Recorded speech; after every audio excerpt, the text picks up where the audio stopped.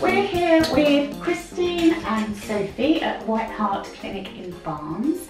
We're going to talk to them about really difficult problems for some women possibly. We're talking about incontinence, prolapse and pelvic floor, and possibly other things as well that might crop up along the way. So no doubt. Could you introduce yourself to us and tell us exactly what it is you do at the clinic? Sure. So my name is Christien.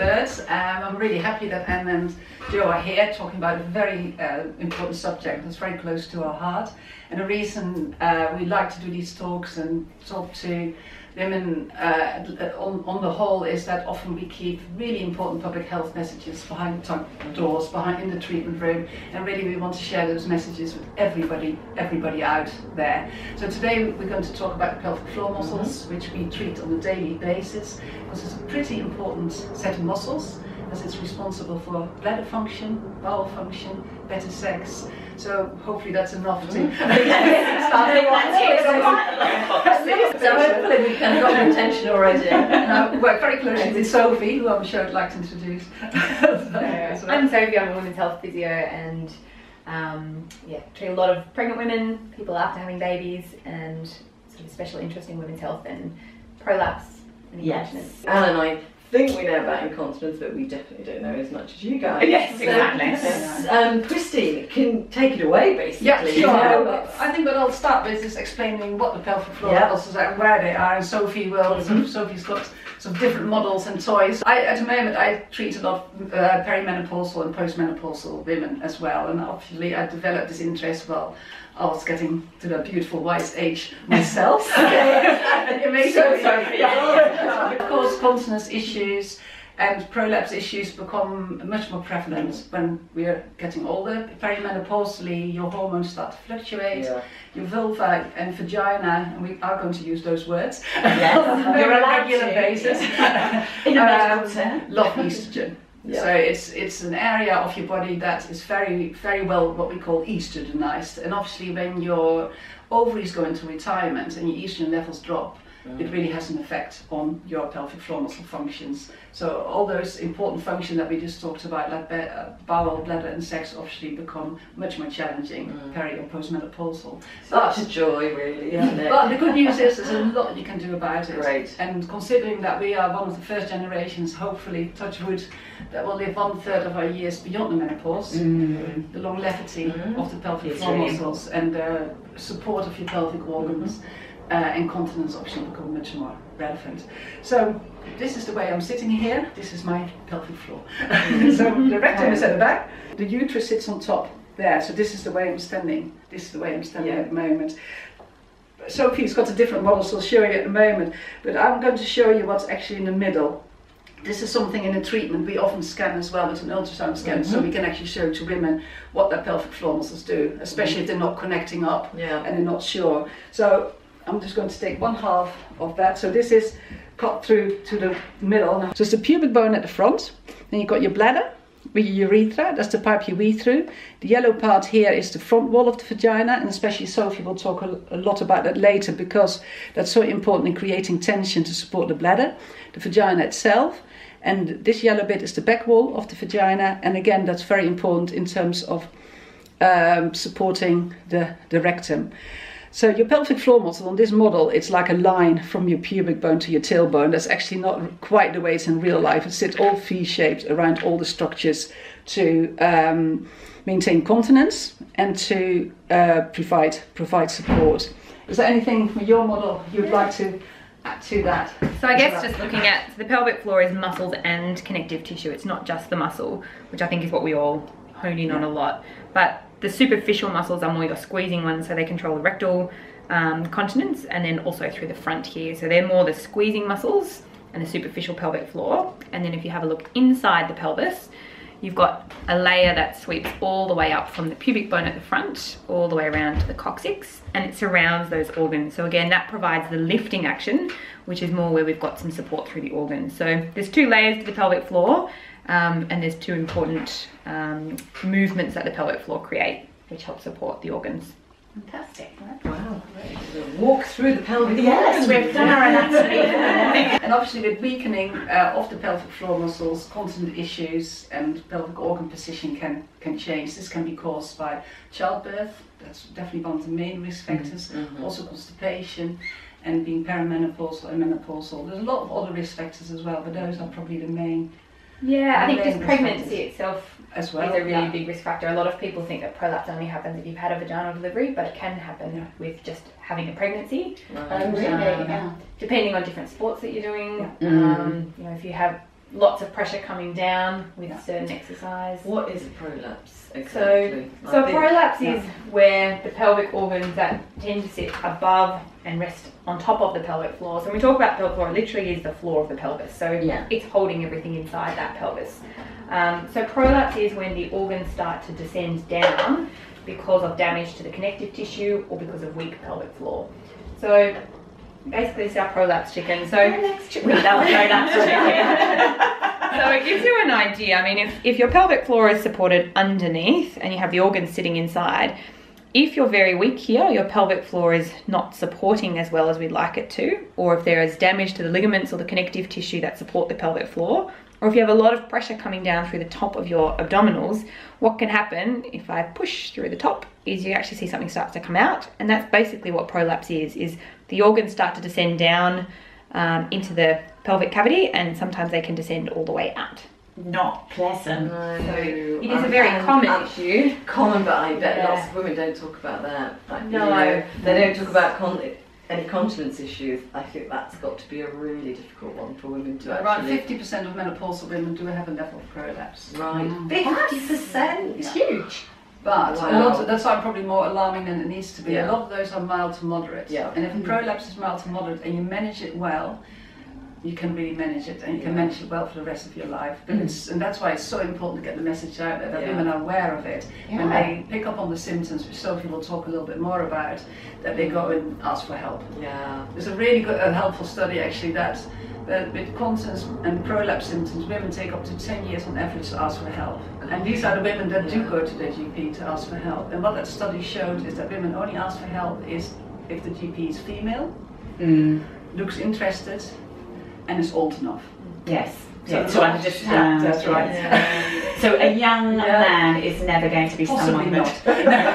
That's right. who's also quite attractive, probably too. Yeah. And that's why it's really important if you go to your GP surgery to ask for a GP you feel comfortable with. Maybe ask for a female GP if you prefer that. And if you see a GP that dismisses it or doesn't quite understand, make sure that you end up with the And I most think the sometimes best GP when in your practice. GP receptionists say, can I ask what this is about? And I always go, no, you can't. But actually what's been coming out of a lot of these conversations that we're having with people is that they are trying to get you the appointment with the right GP. We all have to go for our smear tests, which women must have to do on a regular basis, whether or not they could talk to their nurse about it in the practice and then go via I think that's that a really way. good idea. Is And there also the something nurse will know. know? Some nurses might, some nurses might not, but the nurses most certainly will know who is the GP in that practice, who has more of an interest in women's health or menopause or continence issue. Then maybe go see a gynecologist or a women's health physio in the area, or don't suffer in silence. That's right, exactly, because this problem is so common. Yeah. But it's never normal, and too many women think, oh, I've had a baby, I've been pregnant, it's normal that I leak, and they kind of might have a sort of giggle with their friends. So the positive, the message that I think we've taken already is everybody can do something. So and it's never too late. So we are going to find out what you can do. So back to you. Well, of course, the first thing is to do your pelvic floor muscle exercises. One exercise that you'll be able to do. So we're going to teach you today how to do an effective pelvic floor muscle contraction, but we also really want to make sure that if you're not sure how to do it, if you're not sure how to connect up, do go and ask for help. Or if you do already have symptoms like any leakage, when you cough and sneeze or trip over the dog or anything like that, always go and ask for Or skip. Or skip. There's a whole range of things, but always come, and same with bowel issues, always come and ask for help. So the pelvic floor muscles and how to do a best contraction. That's what we'll start with. So the best way to think of your pelvic floor muscles is to very much think what Sophie showed earlier, is the muscles around the back passage. They did a lovely study a couple of years ago when they put women in big MRIs, asked them to think about different things and see what happened to the pelvic floor. And actually what that showed up, that when women thought about the back passage more, and I'll explain in a moment how you do that, although you might have some ideas on it. That actually for most women created a very effective pelvic floor muscle exercise. A contraction. It doesn't always work. I mean, if it doesn't, we'll actually test and retest and see what does work. But when women then start to think more of the front as well, it didn't actually add that much to the contraction. And I'm always a great believer in keeping things as simple as possible. So this is possibly most simple. It doesn't work for everybody. If it doesn't work for you, definitely come and see somebody. So imagine that you need to pass winds, and as it's just been Valentine's Day, that could just be that you're on this very important that's right, you're on this very important date, and it's just not the right moment to pass, to do so. So imagine passing winds and holding on. So you hold on to your fart, basically. But hold on to your farts, ladies. That's right. But then also, if the time is right, let go again. You think it might have disappeared, and then you might think, oh, actually, no. It's not gone. That's right. And the date is still going well. It's not silent. Hold on again. So I'm hoping that for most of you that connects up. Does that connect up? So the best way to start doing your pelvic floor muscles is by taking a gentle breath in. Then breathe out, because your pelvic floor comes up a little bit anyway, and then hold your fart and see if you can count to 10 while you keep breathing. Ideally you can count up to 10, most women can't, and after 2 or 3 seconds it might start going down. It means that you need to build on your strength and endurance. And it's important that you keep breathing as rather than just it's not holding it. Thing. Yeah, ideally people wouldn't see that you're doing them. Yes. I do. I don't know why I tend to look upwards.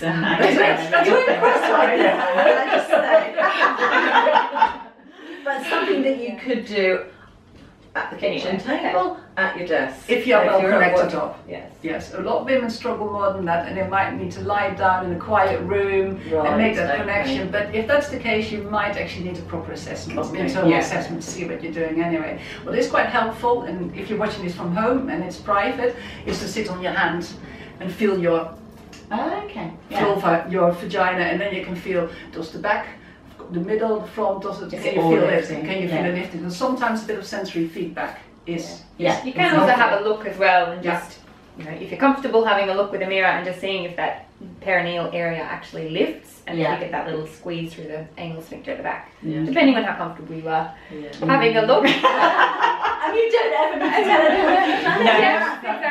But please don't send your videos in. There's a great app, I'll just hold it in front of the camera, called Squeezies, developed within the NHS. If you haven't got it, download it today. So non-negotiable. Yes. Everybody download it. It has got some very helpful information on it as well. You can set it for, when you just download it, it will set itself for 2 or 3 times a day, 10 times 10 seconds for your long holds, which is really important because your pelvic floor has to maintain incontinence and support you for 24 hours a day. So it needs those long distance marathon running muscles. It also needs your strength muscles. You also need to do some quick flicks. That's which you need when you suddenly cough and sneeze. And on the Squeezie app, that's all integrated. Okay, so but we're hoping that from today onwards, for up to the rest of your life, whenever you cough and sneeze, you always hold your fart in. Right. Because when you cough and sneeze, you've got a lot of intra-abdominal pressure, which means that your pelvic floor muscles descend slightly.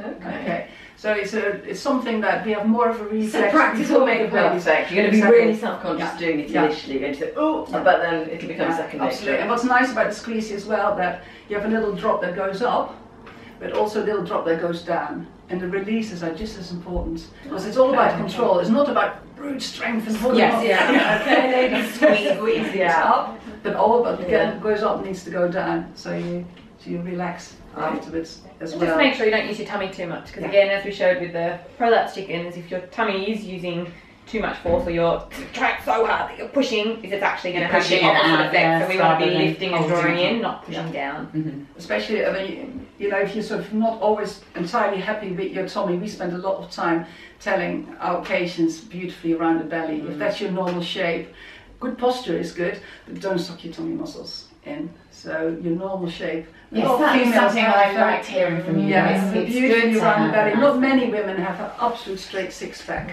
anatomically. No. There are a few that say, but most of us have a beautifully slightly rounded belly, and that's the normal shape. Right. But that doesn't mean that you can't be strong and that you Yeah. can't have good posture. We just know. We're all just sitting up straight. Because We've been very good. Because we think. Good posture is actually very efficient. It's all about efficiency. So Yeah. if you're making a massive effort, it probably isn't good posture, Yeah. and you're not going to hold it all day. No. So just sit comfortably, efficiently, move around a lot, and that generally is what matters. What matters the most. So Squeezie app. Squeezy. Okay. Is this a good moment to talk a little bit about prolapse? I think so. Yeah, Yes. definitely.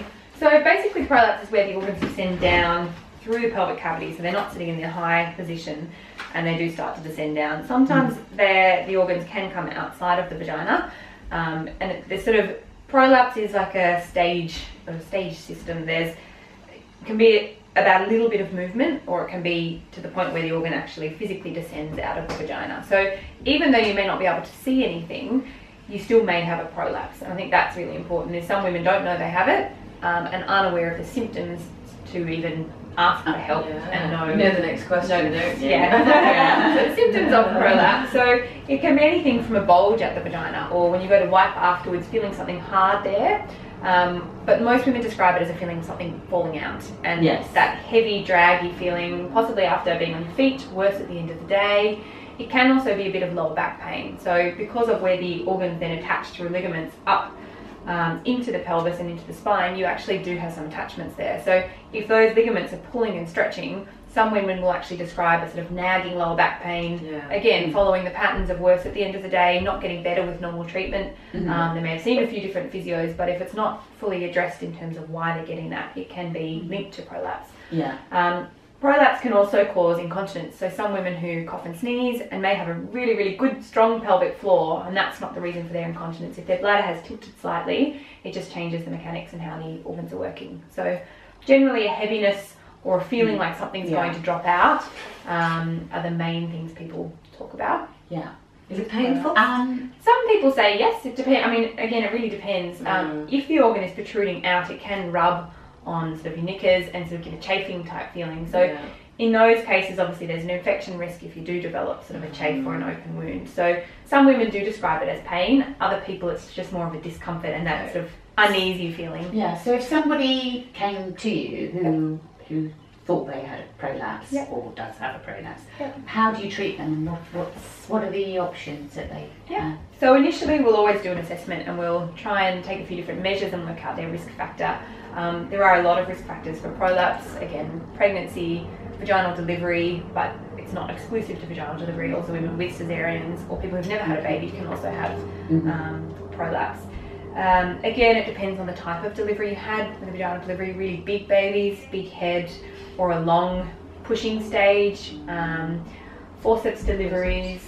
There are things that generally we start to get a picture of, oh, this could be more likely that you're going to have a prolapse. So initially we just take an assessment, we see how bad it is, check the pelvic floor, and if there is weakness in the pelvic floor, then the first thing we do try is managing pelvic floor contractions. So trying to get some strength there to support the organs upwards.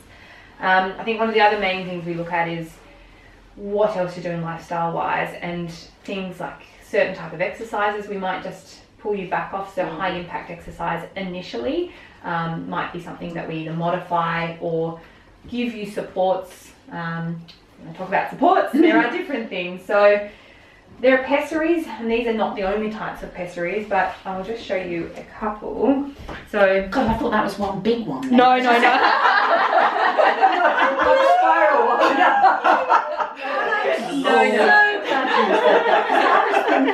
That's quite big. So basically a pessary is an internal support to hold the organs up. So it's like a space occupying object, something that just blocks the space so that an organ can't descend. So there are different shapes and sizes. These are our ring pessaries, and again, this is sort of one of the smaller ones, and you can see that they go right up to a really large one. So it depends on the extent of your prolapse and how big the space is that we need to support. There are other types of pessaries. I don't know if you can see this one very well, but this is a cube pessary, so it does have suction and more support. So there's different pessaries depending on the type of prolapse. So that cube one, do you have to put it in and take it out on a daily basis? Or? Yeah, so the cube does actually involve a little bit more management because it has suction. When the pessary does sit in and up, your front wall of the vagina suctions here, the uterus at the top, and then the back wall at the back. So it does suck up and hold, so it blocks everything from moving. So because of the suction, we do need to manage this one a little bit more. So it does need to come in and out to allow the tissue to then breathe, so you're not at risk of... Is it personal preference, or is it depending on what you've got going on, that you would have one or the other? Yeah, so the ring pessaries are great if you have enough baseline strength and support to hold them. But if you're really weak, or you've had quite significant trauma to the pelvic floor during delivery, or you have quite a wide space, sometimes the rings won't work and then will just come out. Or again, depending on what you're doing, if you're doing high impact exercise, or if you have a really bad cough and you've got this constant pressure down, the ring may not be enough support. And that's where we might try a cube or a different type of pessary. That's why it's so important to get a proper fitting. Like somebody like Sophie who specialises in fitting, some gynecologists do, or most, or practice nurses, or some GPs, not many, but make sure that you end up having a pessary fitting with somebody who really understands. About a third of women though won't find a pessary that does support them or that is comfortable enough that they can manage, and there are other things on the market, and this is something that's relatively new. It's actually a sea sponge and it's been completely sterilised. It's squishy, but it is quite firm, and again it's purely a space occupying object, so it sits up into the vagina and just blocks the organs from moving. Does it feel a bit like a Tampax? Like I'm just yeah, it's probably like a more supportive, bigger tampon. There is a study going on with this at the moment, so it'll be interesting to see. But it's a more natural product. It's a more natural product, which again can actually turn some people off, because the idea of putting a sponge inside. Yeah, there are lots of things that you can use and try to support your prolapse if pelvic floor exercises alone haven't helped. But there are a lot of other things that are really important with prolapse. It's not that you would pick which would be no, we would decide which would work. A practitioner would say for depending your on where the prolapse is. You have to be quite dexterous, and if you have something that's suctioned up high onto the organs and you just tug it, there is a risk also that you can pull. So I mean, it depends on the type of pessary and the person and personal preference, because sometimes the pessary might support, but you're not willing to manage that every day. And there are other things that are really important in managing prolapse. So constipation is a huge one, because again you've got a weight basically. If you have a really full rectum and it's sitting on the pelvic floor, it's just like a weight basically for your pelvic floor. And then add to that, if you're then straining and you're pushing, and constipation can be a big issue for menopausal women. Another estrogen treat that comes their way. So actually, it might be quite a good moment just to talk about topical estrogen. Estrogen really supports the pelvic floor and pelvic health, and estrogen is very supportive in terms of muscle function as well. I personally recommend to all menopausal women to use topical local estrogen. There are no risk. It can be a cream, it can be a little tablet you pop into your vagina twice a week, initially every day for 2 weeks, and it really can make a big difference. So this is and you can take that in addition to if you've got a patch or you're using HRT or a gel. Like I said in the beginning, the vaginal tissue is such well estrogenized tissue. It's really important to have that additional. So it's not something you would have to go to your GP to be prescribed. Yeah, that's right. It's licensed for perimenopausal and postmenopausal women in this country. It's inexpensive and it's available to everybody. I think that's really information. And is there a time limit? Can you take it for a year, or you say really good question, because of course HRT is all about when do you start. Start early enough. There seems to be a window of opportunity, and that's really important because you want to maintain vaginal health. I can't see, there's no science, there's no reason why you couldn't take this indefinitely, continue to use it. God, that's amazing. And what is that, like a tiny little, just shoots off. And that's a tablet. It's a tablet, but it can be a topical gem. And that's something that women could go to their GP and ask for a prescription for a repeat prescription, I'm guessing. Yeah. So when we're talking about vaginal atrophy, basically what that means is a weakening and a thinning of the muscles because there's less lubrication and less estrogen in that area. And it can make such a big difference for prolapse symptoms, for continence symptoms. It's a simple thing to do. And vaginal atrophy is miserable. It's itchy. You can't wear your favorite jeans anymore. It's unpleasant. Sex can be painful. That's right.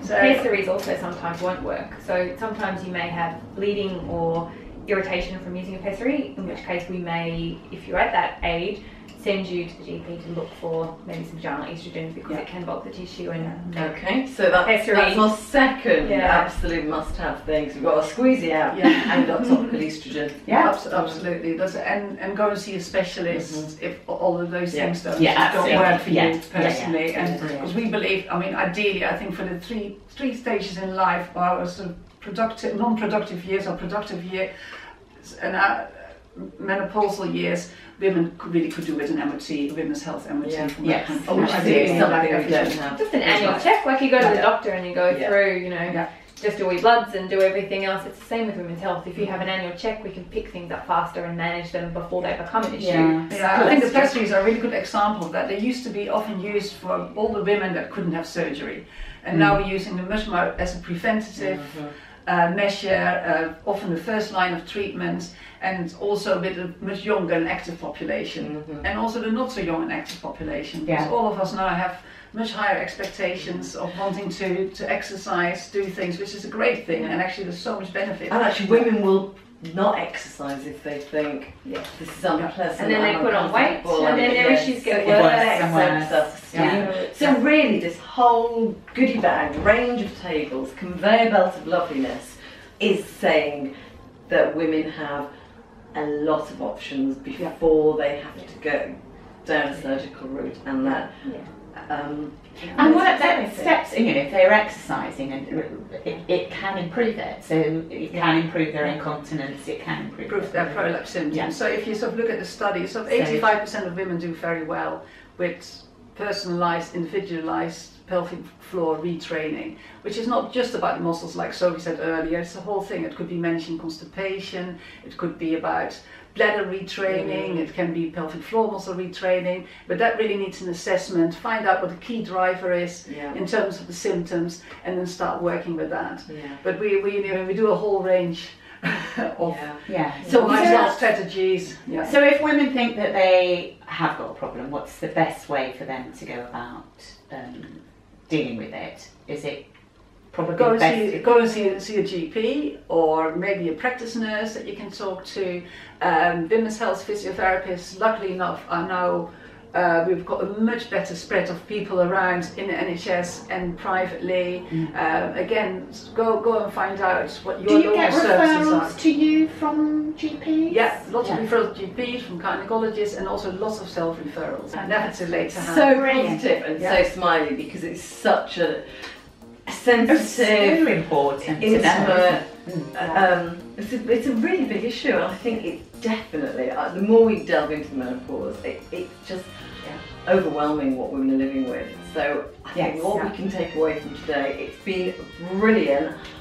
Favourite prop, I'm going to be honest, is the chicken. The app is fantastic. The tip for estrogen, and the fact that you can get referrals to women's physios via the NHS or down the private route. So thank you very much. Thank you so much.